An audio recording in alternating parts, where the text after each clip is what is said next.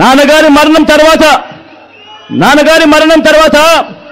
10 ఏళ్ల పాటు ఏ ప్రభుత్వాలైనా కూడా మన పులివెందులను ఎవరైనా పట్టించుకున్నారా అన్నది ప్రతి ఒక్కరు కూడా ఆలోచన చేయమని కోరుతా ఉన్నా.